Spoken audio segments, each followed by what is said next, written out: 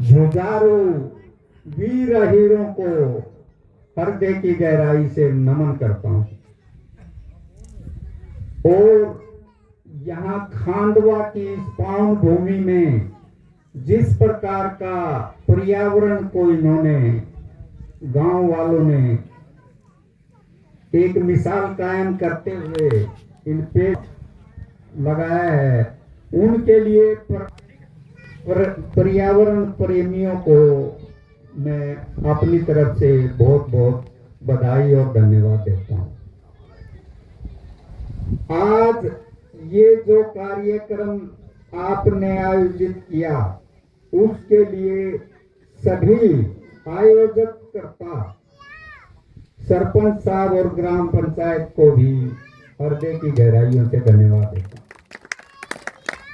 साथियों, एक विशेष बात नोटिस की गई, सुनने में आया है और आप लोग भी कह रहे हैं कि भाई ये एक हीरो का बड़ा गांव है, प्रसिद्ध ठिकाना बताया गया। और अहीर रेजिमेंट का प्रोग्राम है इस गांव में।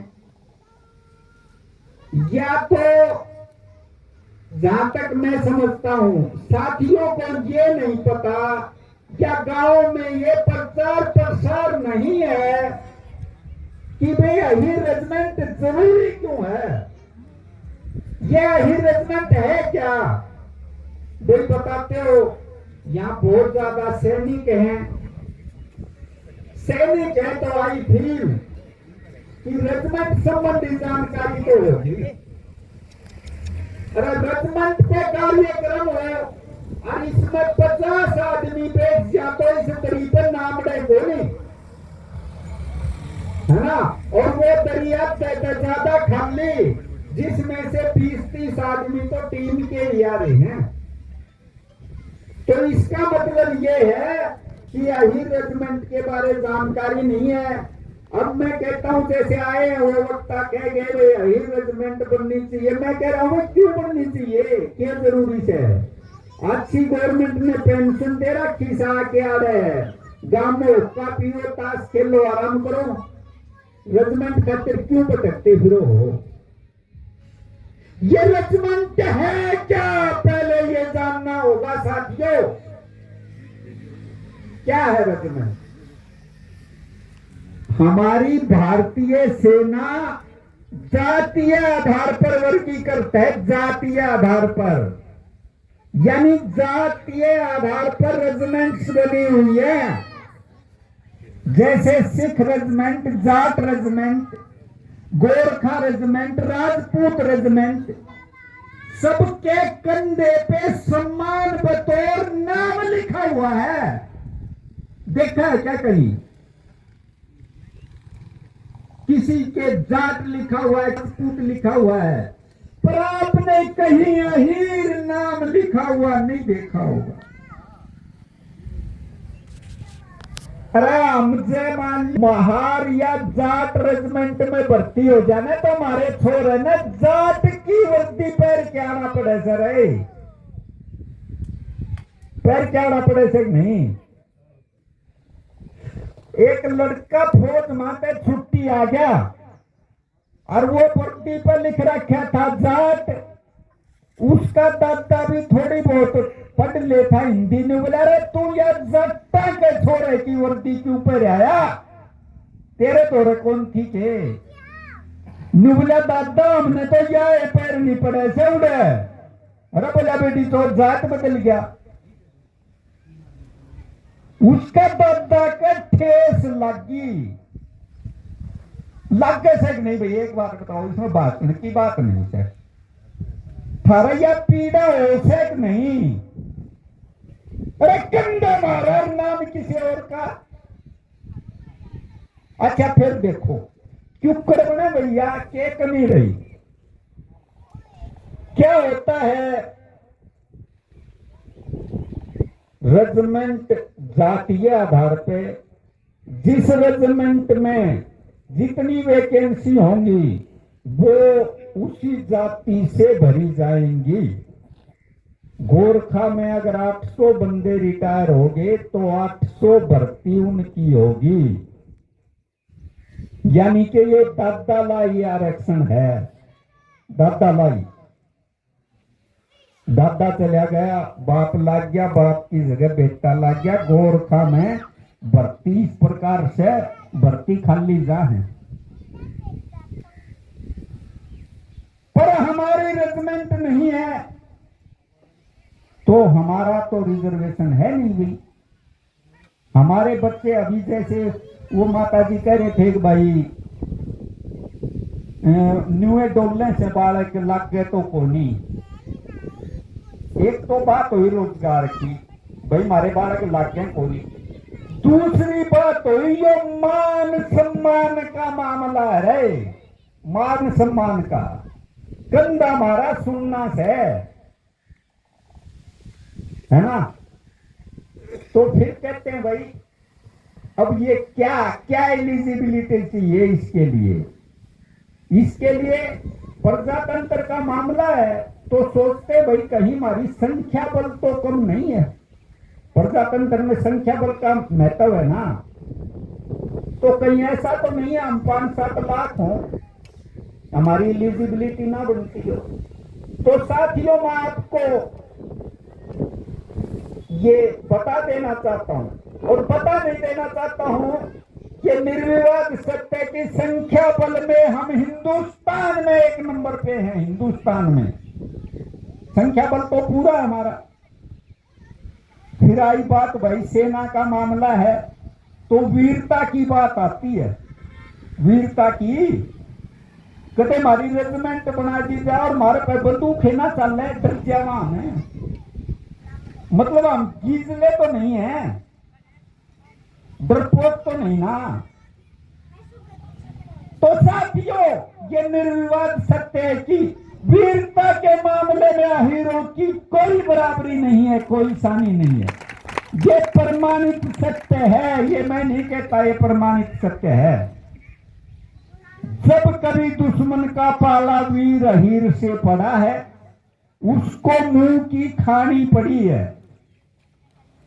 चाहे कोई लड़ाई ले लो, चाहे आजादी से पहले का इतिहास ले लो। जब 1739 में राव बाल किशन अपने नारनौल करनाल के मोर्चे पे राव बाल किशन अपने 5000 साथियों के साथ जूझ गया। जब नादर शाह चढ़ के आ गया तो उस शेर बहादुर ने नारनौल करनाल के मोर्चे पे उसको घेर लिया और जब तक वो जिंदा रहा नादर शाह का कदम आगे नहीं बढ़ सका। और खुद नादर शाह ने मुसलमान बादशाह दिल्ली के बादशाह को कहा अगर उस सूरवीर की तरह अगर तेरी सेना लड़ी हुई होती या तेरी सेना ने उस सूरवीर का साथ दिया होता तो मुझे दिल्ली देखना नसीब नहीं होता। मैं दिल्ली नहीं देख सकता था, वापिस जाना पड़ता बड़ौदा। तो ये कब 1739 में ऐसा इतिहास। उसके बाद राव तुलाराम को ले लो, लड़ाई के मतलब 1857 में राव तुलाराम ने अंग्रेजों की चूल्हे हिला दी। चूल्हे जब कोई सांस नहीं ले सकता था उनके खिलाफ। और राव तुलाराम ने अंग्रेजों के सर्वोच्च सेनापति कर्नल जेरार्ड का सिर धड़ से अलग कर दिया। सेनापति नहीं मरा करते किसी लड़ाई में, पर उन वीर बहादुरों की ये वीर गाथा थी। उसके बाद आप कौन सी लड़ाई ले लो, 71 की ले लो, पाकिस्तान की हो, हाजी पीर हो, कोई लड़ाई ले लो। और 1962 में तो आपने इतिहास रच दिया। रिजांगला जो आजकल चल रहा है मामला, रिजांगला 18,000 फीट की ऊंचाई पे और जहां तापमान -40 तक जाता है। ऐसी विकट परिस्थितियों में चाइना हिंदुस्तान को हर मोर्चे पे हराता हुआ आ रहा था। मतलब हिंदुस्तान ने ये निश्चय कर लिया था, सरकारी आदेश हो गए थे, अब ऐसी विकट परिस्थितियों में हम चाइना का मुकाबला नहीं कर सकते, आप मोर्चा छोड़ के वापिस आ सकते हो।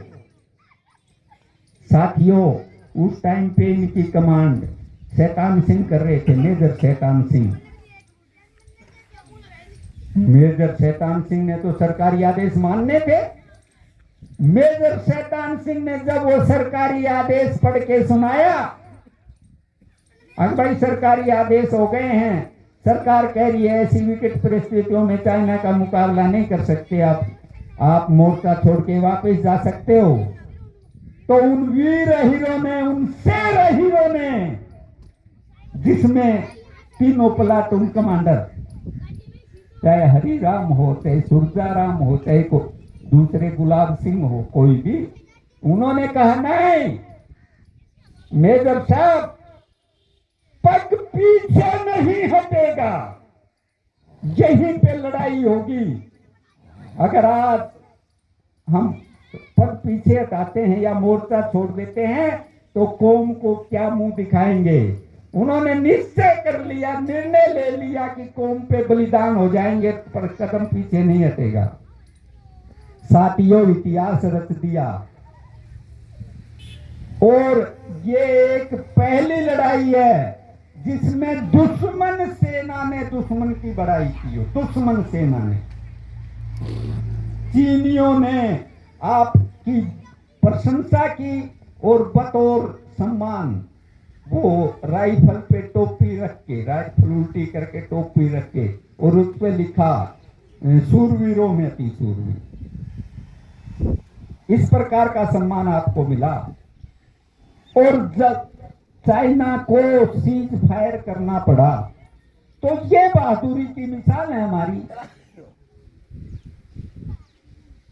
मतलब मरने के लिए जब उसके मेजर शैतान सिंह ने कहा ना भाई वापस चलो, आप चले जाओ, भाई जाना नहीं, मरेंगे। है क्या ऐसी किसी की बहादुरी? फिर भी हमारा कंधा सुनना, फिर भी हम दूसरे की वर्दी पहन के आवा क्यों भाई? अच्छा तो बताओ भाई, संख्या में तो आप थोड़े बैठे हो, ये पीड़ा होती है कि नहीं? या कील की डाल लगे से कि नहीं? आपके लगती है कि नहीं? ये भाई जे तो लग गए है तो न्यू ना बैठो। ये हमारे अधिकारों के साथ अन्याय, अनन है ना, अधिकारों का अन्याय हो रहा है ना हमारे साथ। अगर नहीं हो रहा आप हाँ ना करो, क्यों भाई? ये बताओ ना, आपको पीड़ा होती है कि नहीं इस बात की? तो यार पीड़ा अपने थोड़ी सी बात की कुलसेट भी हो जाए ना, पीड़ा नहीं कुलसेट, मतलब थोड़ी सी भी उत्सुक हो जाए तो भी हम नाचन लग जाओ। हाँ, अरे यार पीड़ा हो रही है, कंधे पे नाम नहीं है, और फिर भी इस 4000 वोटरों के गांव में 20 आदमी आके बैठे। ये तो सराहनीय नहीं है ना, है भाई? देखो, यहां कोई ना अतिथि, ना कोई मुख्य अतिथि, ना कोई मेहमान, हम सारे भाई सम्मान हैं, है ना? तो सारे भाई मिलके जोर लगाएंगे ना, यो पंडाल भर जाएगा नर्जी दे, उस डोली पर के बैठने लग जाओगे ना ही रेजिमेंट का नाम सुनते ही, तो थारी या रेजिमेंट जिद बनेगी। बननी चाहिए कि नहीं? अच्छा मैं बताओ, दिल से मानो सो बननी चाहिए कि नहीं? अकुए हम लाठी के सोट बांधी फिरा था। हाँ भाई जेल दे पीछे बैठे हुए, बननी चाहिए कि नहीं? अरे बननी चाहिए कि नहीं? तो बता दो। बननी चाहिए तो फिर थूक लो मुठिया में, देखो कैसो। हाँ भाई, अरे पुंडे न्यू कहा करते पता ताऊ ने कहता ताऊ यो मेरा जो हक मारे से देखो नहीं समझा लिया मेरा बापू ने भी। अरे न थूक ले मुठिया में सुसरा, फिर देखे कैसे? को नहीं क्या करते ने? अरे थारा हक मारिया था। अरे राव साहब थारी घिसड़ती चल रहे म्यान में को नहीं आओ तलवार और फिर थारा कोई हक मार जाके मार सके गदगदी हो सके नहीं न्यू बता दो भाई। और इसे तो एक सही वाला वाली बात तो गई। प्रजातंत्र का मामला है, वोट का आपको अधिकार है, संख्या बल की गिनती होनी है। जो भी मंत्री संतरी गांव में आवे, गांव में गोरवा होते न फिर नहीं कहा करें, जिसमें गांव में बढ़िया करें एंट्रेंस गेट है उस पान दिए बा पकड़ ले का हिरेजमेंट ले आए से कि नहीं कर सको सो के या कार्रवाई वोट का अधिकार से भाई 10 आदमी गांव के बूढ़े बूढ़े अनपढ़ से खड़े होके न्यू कहने लग जाओ, अरे तक किस कुर्सा का से भाई उसने मंत्री ने तो बोले रेजिमेंट ले आयो शक नहीं ये छोड़ा के कैसे हैं। वो जाके घरी जाके पड़ा पड़ा सरकेगा रात में और उसके दिमाग में आओगी अहीरों के वोट तभी मिलेंगे जब अहीर रेजिमेंट लेके जागा, अहीर रेजिमेंट बनेगी।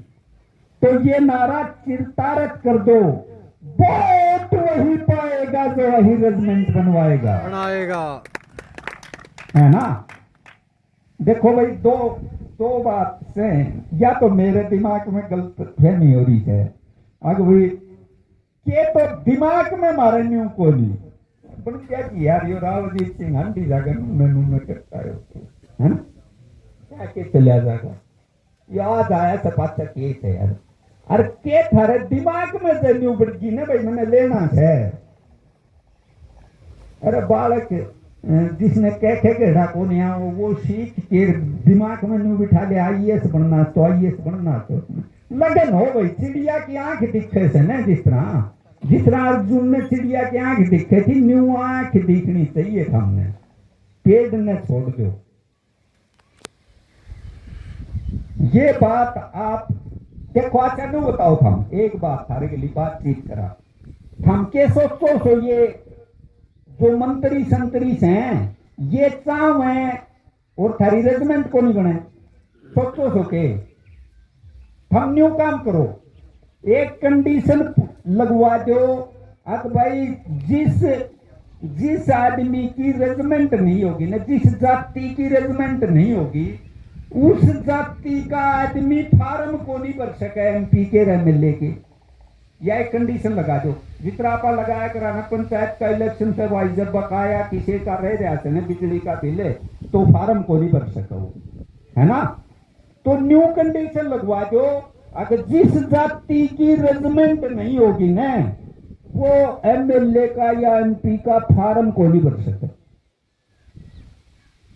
ये दिन छिपया पहली 10 बनवा लिया मैं 10 बनवा लिया मैं ये दिन पे अच्छा कौन बनवा लिया के बताओ लगा के देख लो कंडीशन फार्म नहीं भर सकता इलेक्शन नहीं लड़ सकता बनवा लिया कि नहीं ताऊ बता बनवा लिया बिल्कुल।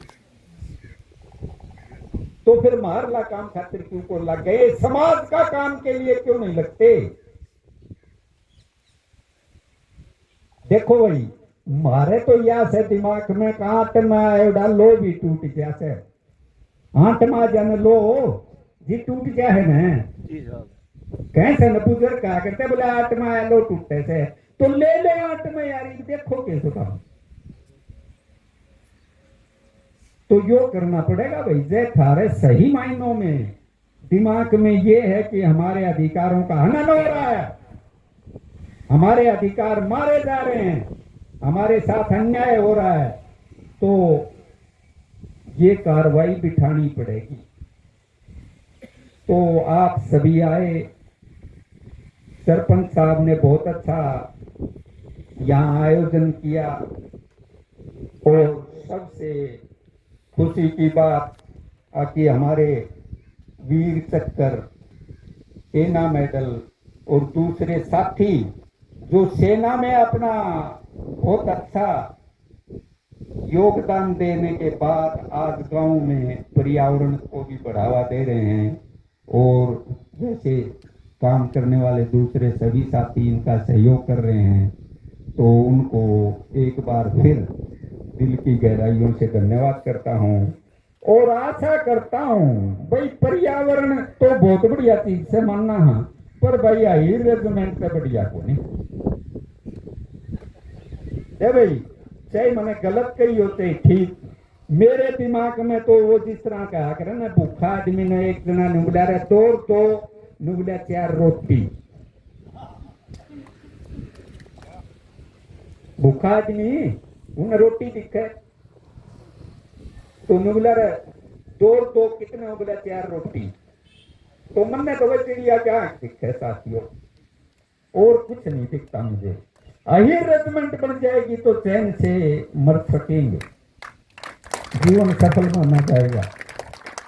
तो आप लोगों से फिर एक बार इस आशा भरोसा और विश्वास के साथ कि आप अपना प्रथम कर्तव्य सर्वप्रिय मांग अही रेजिमेंट रखेंगे, इन्हीं शब्दों के साथ मैं अपनी वाणी को विराम देते हुए जय भारत जय हिंद।